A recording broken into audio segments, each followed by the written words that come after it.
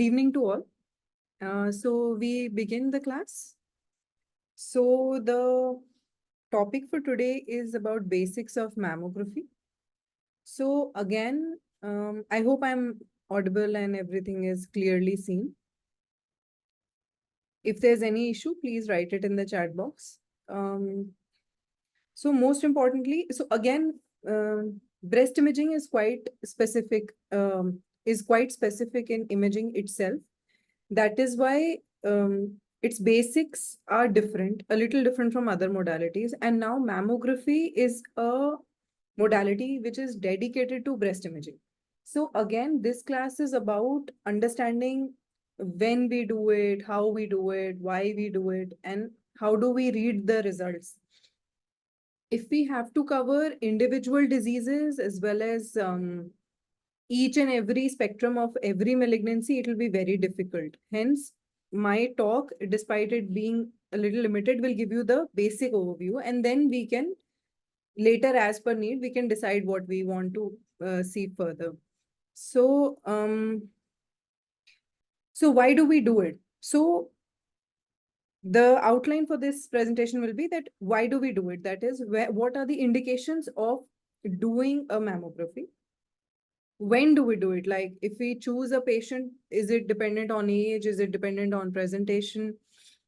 How and what is the principle? Like what is the basic principle behind mammography? Why is it different from other modalities? Why is it not like replaceable with something else? How? Like how do we do it technically? And then how do we interpret whatever we have done? And what is the recent most update in this modality itself? So first of all, breast cancer is one of the foremost cancers which is causing morbidity and mortality.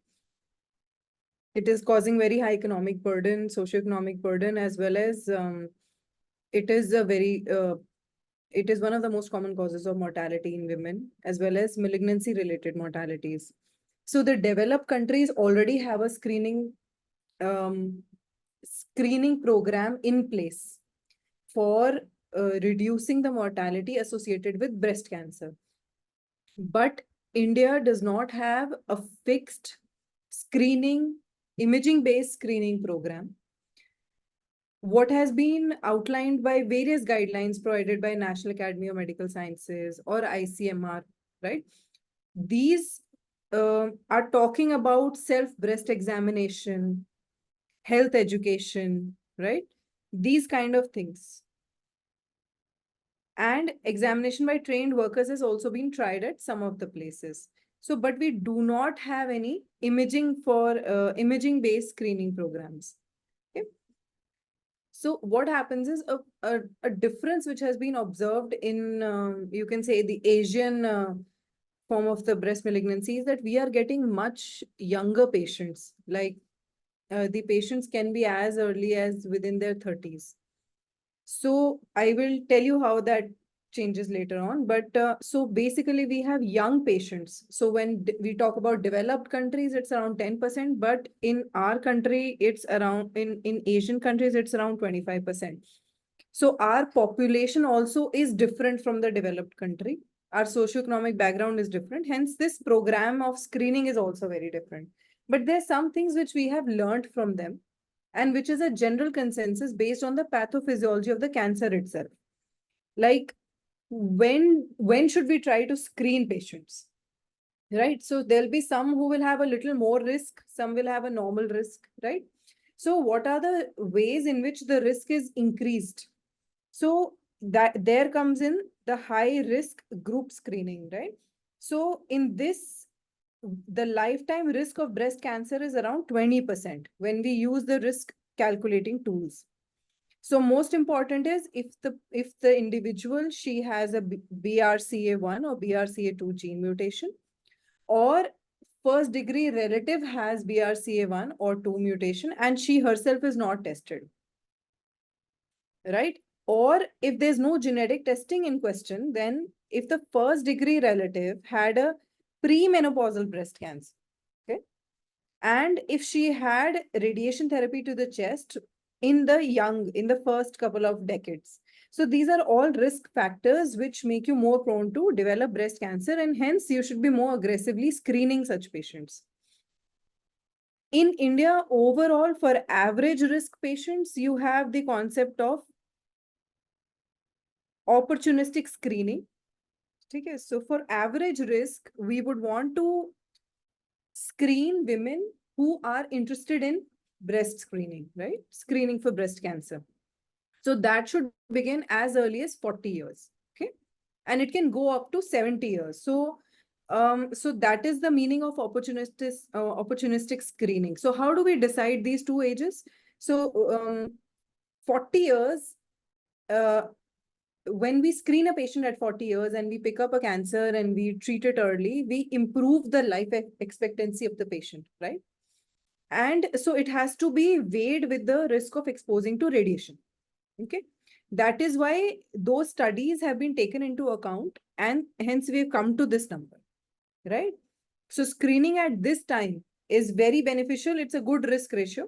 Good benefit is to risk ratio.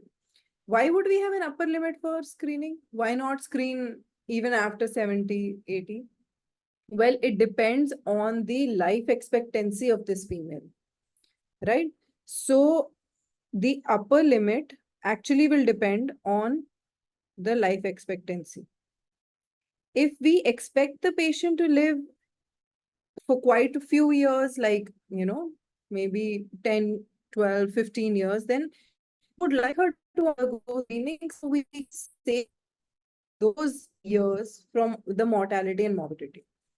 Hence, we have the upper age limit also, where we can decide that if the life expectancy is already less, then we may not subject the patient to more visits and more healthcare burden.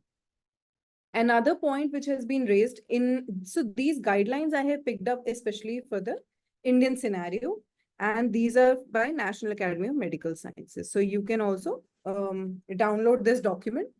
It is freely available and you can read this up. And so if there has been a malignancy in one breast, then the contralateral breast has to be screened. Okay. And even if if the cancer has developed before 40 years, so after 40 years, we are going to screen every woman. That's what we have in our minds.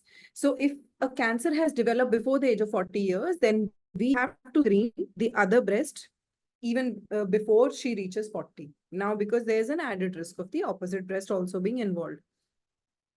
Okay, so this is how we choose amongst who we perform mammography.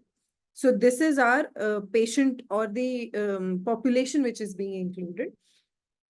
So another point I would like to add here is that if the patient or the individual has breast related complaints, okay,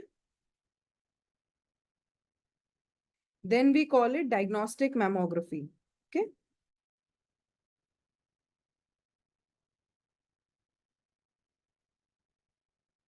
Ideally speaking, it can be done whenever the patient presents. However, one basic principle which is important to understand is that younger patients, like young females, will have dense breast. Okay. And so, as we will see further in images, dense breast is obscures a lot of findings within itself. So this has a low sensitivity. Okay. We had discussed this in ultrasound class also, that that's when we prefer MR or ultrasound, when the female is young and the breast is dense, right? So we can do, so that is what will help us decide whether we can do a diagnostic mammography in young patient or not. Ideally, it can be done whenever we want, right? Whenever the patient presents with complaints, we can do a diagnostic mammography, but we must take into account that a young female we would not like, and with dense breast, we can first choose ultrasound, right? Okay.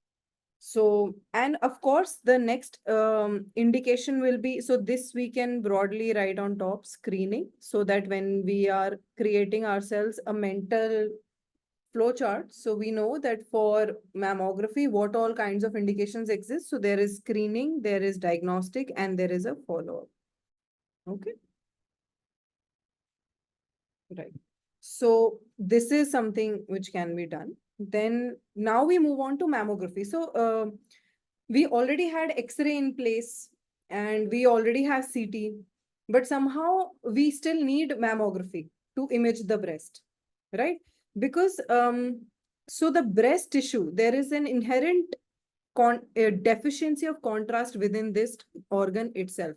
What does that mean? That means that the gland, the ligaments, they're all even abnormalities, they're all very close in attenuations. So when we want to see these, we need a very high resolution imaging, and we need a spectrum where the attenuation differences are exaggerated. So what does that mean? That I can see these structures separately from each other. That is why we need mammography. So again, it is an ionizing radiation using modality, and it works again on the differential attenuation. But these tissues are best differentiated from each other at low energies, right? These are quite low when you compare it to a chest X-ray. So now what we needed, so we needed a low KEV, we need a very high spatial resolution. Next important thing in breast is, especially for mammography or for using this radiation, is the compression of this tissue. Breast is very variable in volume. It is very individual and it is very different according to ethnicity, populations, and everything. So we need to achieve a compression so that all the tissues are spread out evenly so that we can see them well. And also it reduces the radiation dose which we are offering to this organ, right? So again, we need uniform compression of the breast tissue. Okay. So because everything otherwise is quite loose and scattered and is different, hence we developed with this setup of mammography, right? So here you can see a mammo machine. Like this is an animation kind of a picture, but this will explain what this is about. So what happens is the breast tissue will be somewhere here. Okay. We must remember that breast will have to be compressed. So that's why you have a compression paddle. Okay. The detector has to be in contact with the organ, and you place a grid between the organ and the detector. That is very clear. Next is that the source of X-rays is overhead, and this is the direction. Okay. Now you can have various angulations and everything. Here, filter is quite important. We'll discuss this now. So within the X-ray tube, these are just a few points which I have jotted down for like especially for mammography. So this will help us understand. So the cathode has two filaments in its focusing cups. So that means broadly, even if we don't remember much of the X-ray physics, but we know that focal spots are directly related to the resolution, right? So we have a 0.3 mm as well as a 0.1 mm focal spot. So that means that we are trying to improve the resolution here. The reason I'm discussing these are technical modifications which allow us to visualize this organ as well as abnormality better. Next, we have a rotating anode, and the anode here is made of molybdenum as well as rhodium or tungsten.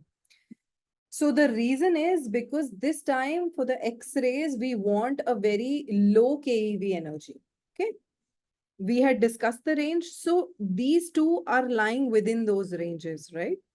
And so at these energies, we can differentiate between the tissues best. Hence, this is why our anodes are made up either of molybdenum or rhodium.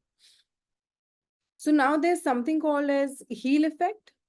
That is, you can basically see it here, that whatever X-ray beam you get, it is actually like a fan, right? This beam is like a fan. So what happens is that the patient here will be facing this direction. So the chest wall, right? So the patient is facing in this direction. So the chest wall is here, closer to the central axis. So in heel effect, what happens is that the rays which come, which are in fan shape, they're quite good and straight when it's close to the chest wall. So that's where we are expecting more dense tissue. So that also helps us. So we have arranged this system such that we can use this. Okay. Now we need different kind of filters because we have to save these low energy photons from being used up. Okay. So the cathode, what happens is that I'll take that doubt in between only. So in the cathode, there is a focusing cup and there are two filaments. Okay. So the filaments decide the amount of current, and that will decide the focal spot. So they have focal spots because this is like hardcore X-ray physics. So it's going to be hard. So what you can understand is that the focal spot is the determiner of resolution. So we have two focal spots because mammography needs a very high resolution. So that is why you have one of 0.1 mm and one of 0.3 mm, right? So this is something which is different from other modalities. Okay, that is what I want to highlight here. So next is the filter. So the filters which are used for this X-ray tube, usually filter is to make the X-ray beam more homogeneous, right? This is where the filter is. So what happens is that when the filter stops the low energy photons, there's less absorption, less scatter, better image. But here we need to choose a filter which does not absorb these low energies. So that is why we use a beryllium filter. So these are just differences you must know, and these will be asked either like in your tables or in physics vivas or something. So there are two filters which are being used. One is at the tube window and the other is the proper filter. So for the other filter, we have a combination of molybdenum for molybdenum, or we have a rhodium for rhodium. So that means that your anode as well as your filter, this combination is RH or MO. Now, important thing to note here is that a filter of molybdenum will not allow energies which are higher than its own keV to go through. Okay. So that means that you cannot have a rhodium anode and a molybdenum filter. So this combination cannot work because whatever is the energy of the filter, it will not let anything higher than that, go. So then that means that you have to make sure that these don't exist in this combination. Okay. Next is compression.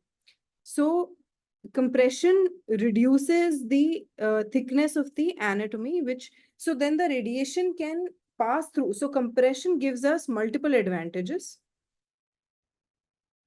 Okay. So compression allows the anatomy to be uniformly distributed. Okay. So it means less attenuation of the photons. So that means that the photons can pass through easily and can give a better picture. Okay. And less are deposited. And so there's a lower dose transmission. Okay. So with that amount of physics in our background, we will try and move ahead towards the various views which we can do. So in mammography, we have multiple views. Okay. So we begin with this. So the figure 1, 2, 3, and 4. So figure 1, here what we can see is that this is the right-sided mediolateral oblique. Okay. So this is the MLO view. This is the pectoralis major muscle, which you can see, right?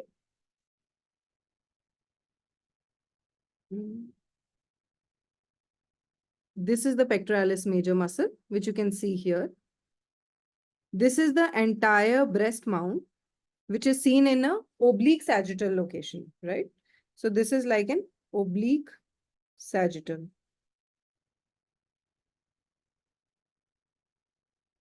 So the next thing is that here you can appreciate that predominantly here, the breast tissue, there are some white areas and there are some black areas, right?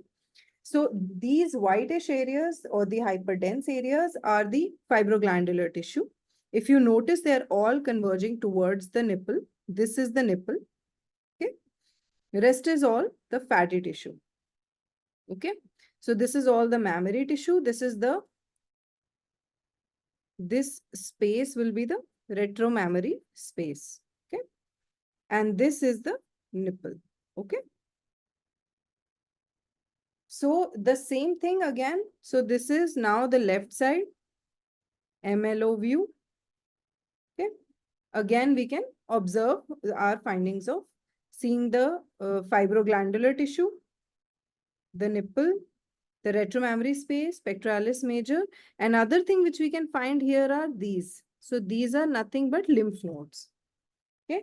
If we try to zoom in and see.